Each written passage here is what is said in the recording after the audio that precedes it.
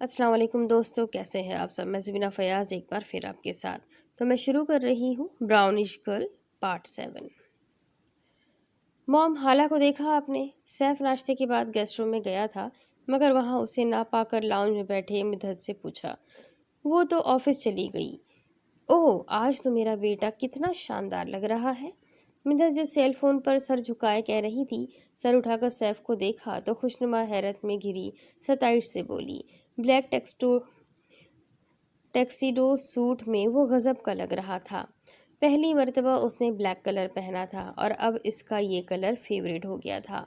آج کس پر بجلی گرانے کا ارادہ ہے جو میرا بیٹا اتنا تیار شیار ہو کر جا رہا ہے؟ آپ کی بہو پر.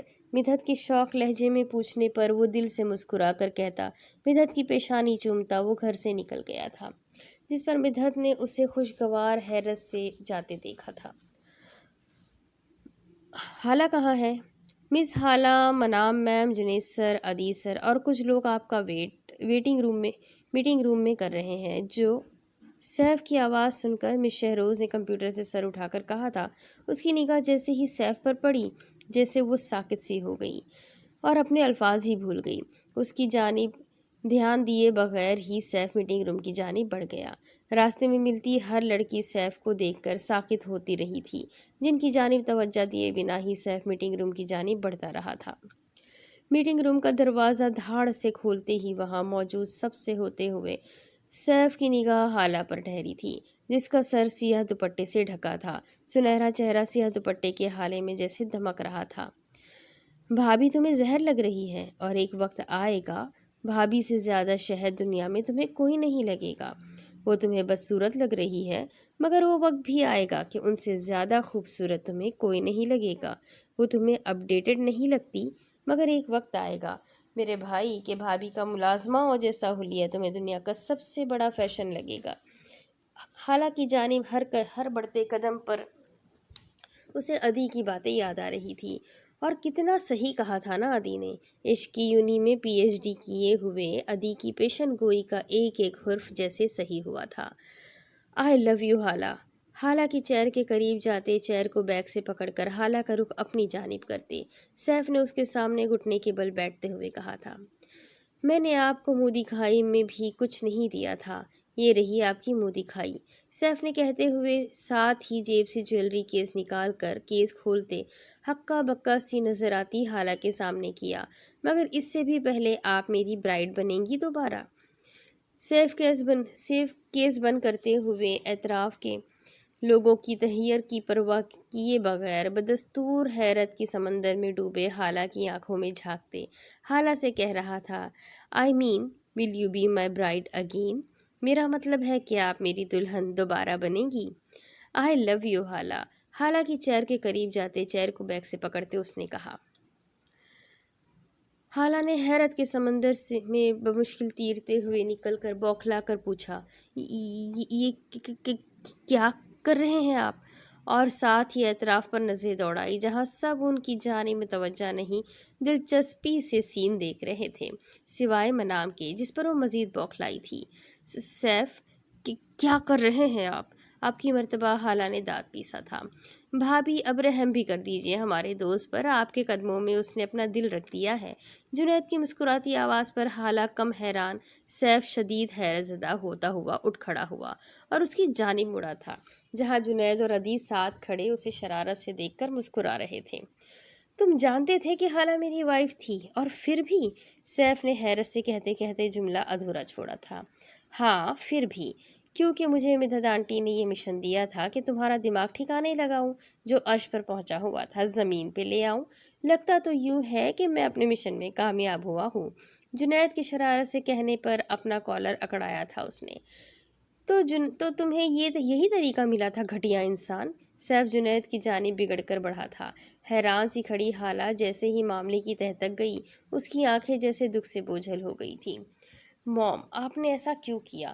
جس شخص کو خود احساس نہ ہو اسے کوئی دوسرا کیا احساس دلائے گا؟ اگلے ہی پل حالہ میٹنگ روم سے نکل گئی تھی. سوری یار، مجھے اس کے علاوہ کوئی اور طریقہ نظر نہیں آیا تھا. جنید سیف کی پہنچ سے دور جاتا ہوا بول رہا تھا. اور یہ تم بھی جانتے تھے؟ سیف نے بدستور بگڑتے ہوئے لہجے میں مسکراتے ہوئے عدی سے پوچھا. ہم سے بعد میں حساب کتاب کرنا بھائی، بھابھی غصے سے یہاں سے گئی ہے۔ ادی کے یاد دلانے پر اسے حالہ یاد آئی تھی جسے وہ حیرت کی شدت پر بھول بیٹھا تھا۔ اگلے ہی پل وہ باہر کی جانب دوڑا تھا۔ حالہ آدھے راستے میں ہی وہ اسے جا لیا تھا۔ اس کی جانب دوڑتے اسے بازو سے پکڑ کر روکتے ورکرز نے حیرت سے سیف کو دیکھا۔ سیف چھوڑے، مجھے سب دیکھ رہے ہیں، حالہ کی ناگواری سے کہنے پر وہ مزید حالہ کے بازو پر گرفت مضبوط کرتا حیران نظر آتے ورکرز کی جانب متوجہ ہوا تھا۔ مس حالہ مصطفیٰ میری ڈیئرسٹ وائف ہے۔ آپ لوگ تو آئے تھے نا ولیمے کا کھانا کھانے، تو پھر کیسے نہیں پہچانا؟ سیف ان سے کہہ رہا تھا، اور حالہ نہایت ہی غصے میں اپنے بازو سے سیف کا ہاتھ جھٹکتے وہاں سے اپنے کیبن میں آئی تھی، جسے ورکرز سے بات کرتے ہوئے سیف نے جاتے ہوئے دیکھا تھا۔ حالہ پلیز میرے سوال کا جواب دیں۔ سیف کا چہرہ جیسے جگمگا رہا تھا جب وہ کیبن میں داخل ہوتا ہوا بولا تھا۔ جواب چاہیے؟ حالہ جیسے دبے دبے لہجے میں گررائی تھی۔ آپ کے لیے میں بدصورت جاہل ملازماؤں کی شکل و حلیے کی تھی۔ آپ آسمان کے چاند تھے تو میں زمین کی دھول تھی، مگر اب کیا ہو گیا آپ کو؟ کیا زمین کی دھول آسمان پر چڑھ گئی یا چاند زمین پر آ پہنچا؟ حالہ کا زہر زہر ہوتا لہجہ، سیف کا جگمگاتا چہرہ جیسے مان پڑا تھا۔ وہ ساکت نظروں سے حالہ کو دیکھ رہا تھا۔ وہ اس کے پیچھے اپنی ایگو اکڑ بھلائے دوڑا پھر رہا تھا۔ اسے چاہیے تھا کہ خود پر ناز کرتی، فخر کرتی، مگر نہیں، پچھلی باتوں کو گلے سے لگائے ہوئے تھی۔ سوچ کر ہی سیف کا موڈ لمحوں میں بگڑ گیا تھا۔ تمہیں بھلے ہی پہلے ناپسند کیا ہوں، مگر ان ہزاروں کی تعداد میں موجود لڑکیوں میں سے اگر کسی کو پسند کیا بھی ہوں تو وہ تم ہو۔ محبت، پیار، چاہت سے سرفراز کرنا چاہا، چاہتوں کا یقین دلانا چاہا، توجہ کی حد کر دی، تم پر پورے جان سے فریفتہ وہ عاشق ہوا، سارے میٹنگ ضروری کام بھاڑ میں جھونک کر بڑی فرصت سے تم سے عشق فرمایا۔ تمہارے تفاخر کے لیے تو اتنا ہی کافی ہونا چاہیے کہ مجھ جیسا پرسن تمہارے آگے پیچھے خوار ہوتا پھر رہا ہے، مگر یہ کہ واقعی مجھ جیسی گئی گزری لڑکی کو سیف صاحب کے پیروں میں گر جانا چاہیے، نہیں کہ ان کی نظر مجھ پر، نظر کرم مجھ پر جو ہوئی، اگرچہ وہ صرف ایک دن کے لیے ہی کیوں نہ ہو۔ سیف کے بگڑ کر کہنے پر حالہ نے سیف کا جملہ بیچ میں ہی کاٹتے ہوئے تلخ لہجے میں کہا تھا، تمہارے کہنے کا مطلب کیا ہے؟ سیریسلی؟ مطلب پرست سیف صاحب مطلب پوچھ رہے ہیں؟ کیا بات ہے! کیا آپ خود اپنی باتوں کا مطلب نہیں جانتے؟ کیوں کر رہے ہیں یہ سب میں بھی اچھی طرح جانتی ہوں۔ اگر آپ یہ سوچ کر یہ سب عنایتیں کر رہے ہیں کہ میں آپ کو اپنے قریب آنے کی اجازت دوں گی یا دوسری لڑکیوں کی طرح آپ کی چھوٹی چھوٹی عنایتوں پر آپ کی باہوں میں گر جاؤں گی، تو جان لے میں ان لڑکیوں میں سے نہیں ہوں۔ جائے کسی اور پر ٹرائی کیجیے یہ نوازشات کی بوچھاڑ۔ حالہ جیسے انگارے چباتے ہوئے بول رہی تھی اور پھر سر جھٹکتی مڑ کر چیئر کی جانب بڑھ گئی، اور سیف کا دماغ حالہ کی بات سن کر جیسے بھگ سے اڑ گیا تھا۔ اگر میں مطلب پرست ہوتا تو بہت پہلے ہی تم سے اپنی مطلب حاصل کر چکا ہوتا مسز سیف الرحمن۔ سیف آگے بڑھ کر حالہ کا بازو دبوچ کر اس کا رخ اپنی جانب کرتے ہوئے شدید غصے سے پھنکارا تھا۔ حالہ جیسے سیف کو اتنے شدید غصے میں دیکھ دنگ رہ گئی تھی۔ اور مجھے اس مطلب کو حاصل کرنے کے لیے تمہاری اجازت کی قطعی ضرورت نہیں تھی، کیونکہ تم پوری میری ملکیت ہو، اور اپنی ملکیت سے کون اجازت لیتا ہے؟ سیف نے بدستور پھنکارتے ہوئے اسے چیئر پہ ڈھکیلا تھا۔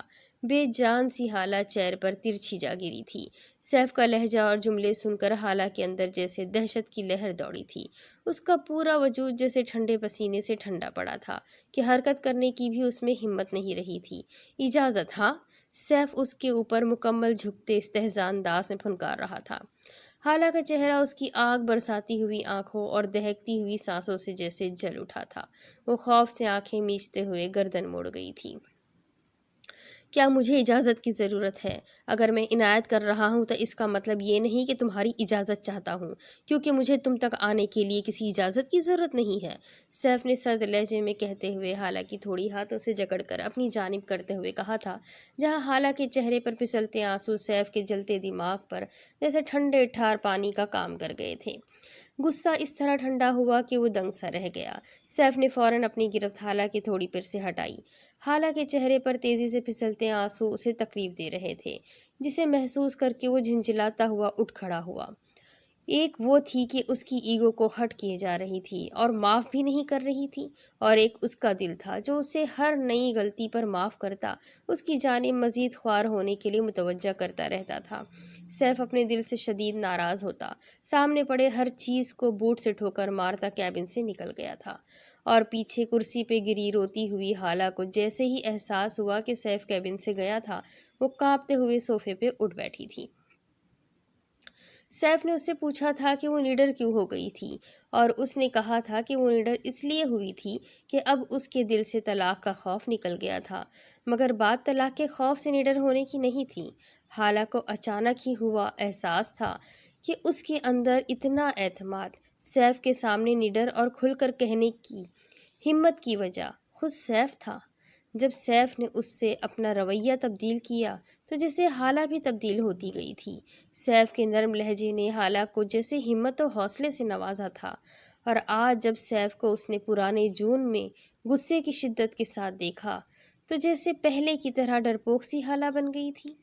اس کی زبان جیسے دنگ ہو گئی تھی، حلق میں آواز اٹک گئی تھی، تو اس کے اندر تبدیلی کی وجہ بھی سیف الرحمن ہی بنا تھا۔ حالہ مسلسل روتے ہوئے یہی سوچ رہی تھی، آئی لو یو حالہ۔ اس کے کان میں سیف کی آواز گونج رہی تھی۔ تو کیا واقعی سیف اس سے محبت کرنے لگا تھا؟ میں نے آپ سے پہلے بھی کہا تھا کہ ججز کو خرید لے یا حالہ پر کوئی الزام ڈال کر راؤنڈ سے باہر نکال دے۔ اگر حالہ فائنل راؤنڈ میں جیت گئی تو یاد رکھیے گا، آپ کا پردہ فاش کرنے میں مجھے لمحہ بھی نہیں لگے گا۔ سیف نہایت ہی خراب موڈ سے اپنے آفس کی جانب بڑھ رہا تھا، مگر آفس روم کا دروازہ کھولتے ہی اس کے کانوں نے جیسے ہی منام کو کسی کو دھمکاتا ہوا سنا۔ سیف کا دماغ جیسے مزید خراب ہوا تھا۔ اور یہ کر کے تمہیں کیا ملے گا؟ منام کی پشت دروازے کی جانب تھی، وہ اندر داخل ہوتے سیف کو دیکھ نہیں پائی تھی، جبھی سیف کی سرد آواز سن کر چونک کر مڑی تھی۔ سیف کو اپنے سامنے دیکھ کر ایک لمحے کے لیے وہ بوکھلا گئی تھی۔ کیا تم نہیں جانتے مجھے کیا ملے گا؟ منام فوراً خود کو سنبھالتے اپنی ازلی اعتماد سے بولی، جس پر سیف نے آنکھیں میچی تھی۔ یہ وہ لمحہ تھا جس سے سیف ہمیشہ سے بچنا چاہتا تھا، کیونکہ وہ اپنی بچپن سے قائم دوستی کو کھونا نہیں چاہتا تھا، مگر اب وہ یہ بھی نہیں چاہتا تھا کہ منام مزید حالہ کے راستے میں آئے اور اسے پریشان کرے۔ اس لیے اب شاید دو ٹوک بات کرنے کا وقت آ گیا تھا۔ اور تم یہ بھی اچھے سے جانتی ہو منام کہ تم جو چاہتی ہو وہ کبھی تمہیں نہیں ملے گا۔ وجہ حالہ نہیں ہے، وجہ تم خود ہو۔ تم اچھے سے جانتی تھی کہ موم کبھی بھی یہ نہیں چاہتی تھی کہ میری شادی خاندان کی کسی بھی لڑکی سے ہو۔ آخر تم اتنے مماز بوائے کیوں ہو؟ تم بہت پہلے سے جانتے تھے کہ میں تمہیں پسند کرتی ہوں، مگر پھر بھی تم نے میری جانب کوئی توجہ نہیں دی۔ کیوں؟ اپنی ماں کی وجہ سے؟ پہلے ماما کیے پھرتے تھے اور اب بیوی کے بھی گردان ہو گئے ہو کرنے لگے ہو۔ آخر کیا کمی ہے مجھ میں؟ بلکہ میں تمہاری سو کالڈ بیوی سے 1000 گنا بہتر ہوں۔ منام جیسے پھٹ پڑی تھی۔ ہاں ہوں میں مماز بوائے، آخر اس میں خرابی کیا ہے؟ میری زندگی میں 2 عورتیں بے حد اہم ترین ہیں جن کی جگہ کوئی بھی نہیں لے سکتا۔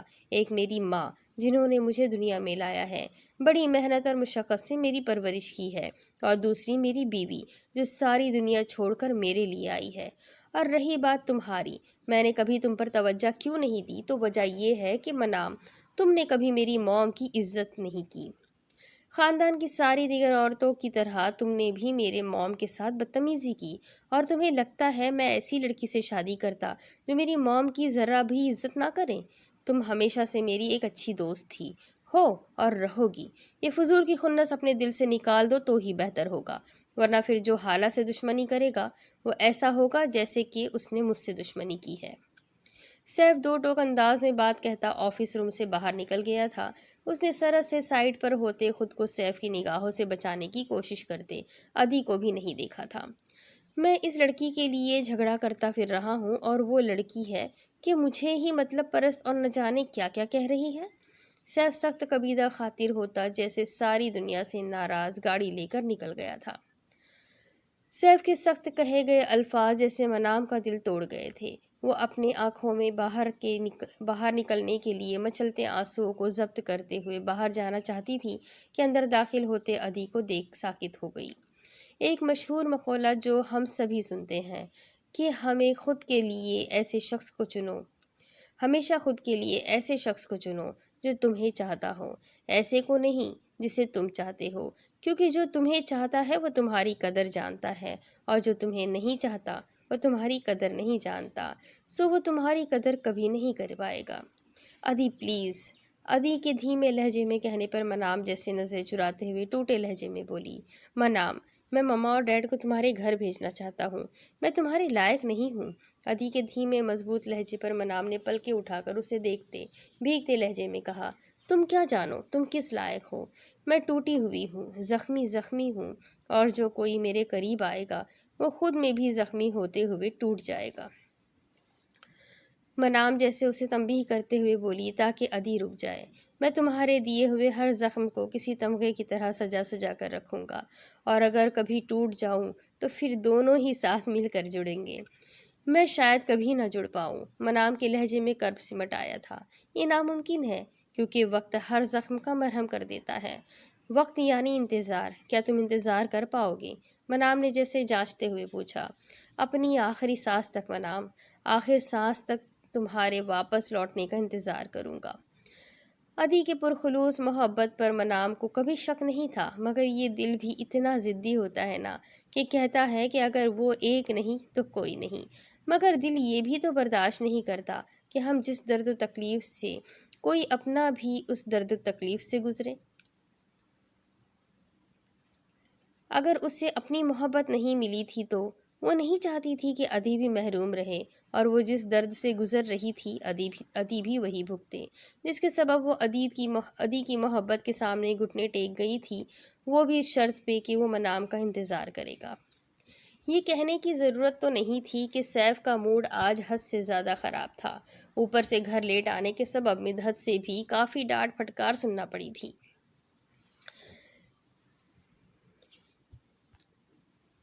گیسٹ روم پر ایک گسیلی نگاہ ڈالتا اس دانست میں کہ حالہ اب بھی وہی مقیم تھی، وہ اپنے کمرے کی جانب بڑھ گیا تھا۔ نہایت ہی خراب موڈ میں جھٹکے سے دروازہ وا کر کے بند کرتا وہ اندر داخل ہوا تو ایک دل فریب مہک اس کے تنے ہوئے اعصاب کو معطر کر گئی تھی۔ سیف نے حیرت سے کمرے میں نظریں دوڑائی جو پھولوں اور کینڈلوں سے سجا تھا، اور جیسے ہی اس کی نگاہیں ڈریسنگ میرر کے سامنے حالہ پہ گئی، جیسے وہ ساخط ہو گیا۔ ساری ناگواریت، بگڑا موڈ، دن بھر کا فرسٹریشن، بے عزتی، وہ سب بھولتا گیا تھا۔ ڈارک میرون برائڈل لہنگے میں دلہن کی طرح سجی سوری اس کی ہی برائڈ تھی وہ۔ سیف جیسے ٹرانس کسی کیفیت میں اس تک کھینچا گیا تھا، جو اسے میرر میں اپنی جانب آتا دیکھ بری طرح گھبرا گئی تھی۔ کیا وہ ناراض ہوگا؟ حالانکہ نگاہوں کے سامنے شدید غضبناک ہوتا سیف گزر آیا تھا۔ تم کون ہو؟ سیف نے اسے بازو سے پکڑ کر اس کا رخ اپنی جانب کرتا اشتیاق سے پوچھا۔ وہ اس کی دنیا کی سب سے خوبصورت لڑکی تھی۔ میں سیف الرحمن کی برائڈ ہوں۔ حالہ یہ سیف کی آنکھوں میں آنکھیں ڈالنے کہنا چاہتی تھی، مگر سیف کی ولہانہ آنکھوں میں زیادہ دیر تک اسے دیکھنے کی ہمت ہی نہ رہی تھی، اور سیف تک جیسے حالہ کے سجے کٹاؤ دار لبوں سے ادا ہوتے وہ لفظ جیسے کسی نشے کی طرح اثر کر گئے تھے۔ تم بہت خوبصورت ہو براؤنش گرل، سیف دھیرے سے حالہ کے کان میں جھک کر بولا تھا، جسے سن کر حالہ کا چہرہ جیسے سرخ انگارہ ہو گیا تھا۔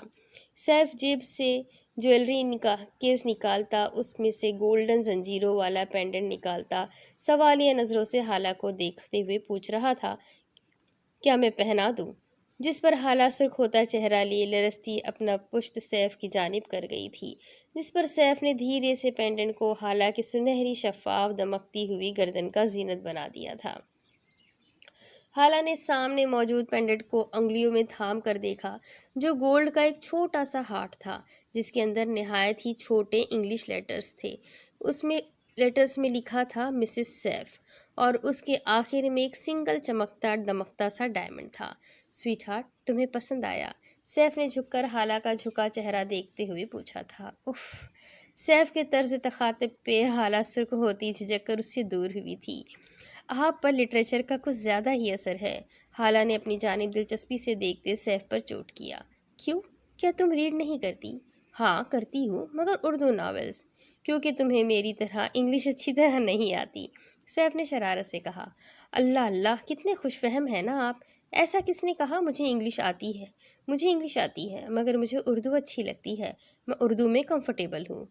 حالانکہ انگلش زیادہ اچھی ہے، اور جب تم مشہور ڈیزائنر بن جاؤ گی تب انگلش میں ہی اسپیچ کرنی ہوگی تمہیں۔ میرے ہیلز کے نیچے؟ حالہ لاپرواہی سے گردن جھٹک کر بولی تھی۔ کیا ہے تمہارے ہیلز کے نیچے؟ یہ ڈائیلاگ ہے سیف۔ حالہ جھنجھلائی سی بولی۔ اچھا، کہاں سے سیکھا؟ سیف حالہ کے چہرے پہ چھایا جھلاہٹ دیکھ مسکراہٹ لبوں پر دبائے پوچھنے لگا۔ جنت کے پتے میں۔ اللہ اللہ، عائشہ گل یا بہارے گل سے سیکھا، حالم سے سیریسلی سیکھا، اور فیری ٹیل سے صدفی یوسف سے میرے ہیلز کے نیچے سیکھا۔ حالہ نے رک رک کر یاد کرتے ہوئے سبھی ناولز کے نام سنا دیے۔ اور کوئی ہیرو نہیں پسند آیا تمہیں؟ ہاں آیا نا، ایک ہیرو بہت پسند آیا، پہلی اور آخری مرتبہ۔ کون ہے وہ؟ سیف نے بے انتہا اپنے اندر حسد کا جذبہ ابھرتا محسوس کیا، حالانکہ حالہ یقیناً ایک کتابی کردار کا ذکر کر ہی رہی تھی۔ وہ ہیرو ہے جو مجھے پہلی اور آخری مرتبہ پسند آیا، سیف الرحمن۔ حالانکہ ہیرو کی بابت جان کر سیف کے اندر جیسے سرور کی ایک لہر دوڑ گئی تھی۔ میری آنکھیں شاید کمزور ہو گئی ہے، یا تم بہت دور ہو؟ کیا میں تمہارے قریب آ کر تمہاری پیاری پیاری باتیں سنوں؟ سیف نہایت معصومیت بھرے انداز میں اجازت طلب کر رہا تھا، جس پر حالہ بے ساختہ ہنسی تھی۔ اس نے کہا تھا اسے اجازت کی ضرورت نہیں تھی، اور وہ ہی اجازت طلب کر رہا تھا۔ کس نے کہا آپ کو انجان بن کر آئے؟ میرے دل کے آئینے میں مہمان بن کر آئے۔ ایک آپ ہی کو تو بخشی ہے دل کی حکومت، یہ آپ کی سلطنت ہے، سلطان بن کر آئے۔ پہلے ہی حالہ کی خوبصورت سی ہنسی، اور اوپر شرمیلے نہایت ہی دل فریب انداز میں شعر پڑھنے کا انداز۔ سیف کو تو لگا وہ کوئی خوبصورت سا خواب جی رہا تھا۔ کیا بچے کی جان لینے کا ارادہ ہے جانے من؟ ایک ہی جست میں حالہ کے قریب پہنچتا وہ حالہ پر ہزار جان سے فدا ہوتے ہوئے بولا، جس پر حالہ کی نکرئی ہنسی پھر سے خوابناک ماحول کو مزید خوابناک کر گئی تھی۔ جس حالہ کے لیے مسکرانا دقت زدہ تھا، آج اسی حالہ کی خوبصورت مسرت سے کھنکتی ہوئی نکرئی ہنسی مسلسل در و دیوار سنے جا رہے تھے۔ اس وجہ کوئی اور نہیں، اس کا شوہر تھا۔ ایک عورت کی زندگی میں تمام کرداروں میں سے اس کا شوہر سب سے اہم کردار ہوتا ہے۔ کہتے ہیں شوہر وہی اچھا جو بیوی کی مسکراہٹ کی وجہ بنے، کیونکہ بیوی کے چہرے کے سارے رنگ شوہر کی وجہ سے ہوتے ہیں، اور وہ خوشی کے رنگ ہو یا غم کے۔ اور کہتے ہیں بہترین بیوی وہ ہے جو اپنے شوہر کو اپنا بادشاہ بناتی ہے اور خود اس کی ملکہ بن جاتی ہے، اور بدترین بیوی وہ ہے جو اپنے شوہر کو نوکر بناتی ہے اور خود نوکرانی بنتی ہے۔ تو کہانی یہیں ختم ہوتی ہے۔ امید کرتی ہوں یہ کہانی آپ سب کو ضرور پسند آئی ہوگی، اور اس کہانی سے بھی ہم سبھی کو بہت کچھ سیکھنے کو ملتا ہے۔ امید کرتی ہوں آپ نے بھی اس سے بہت کچھ سیکھا ہوگا۔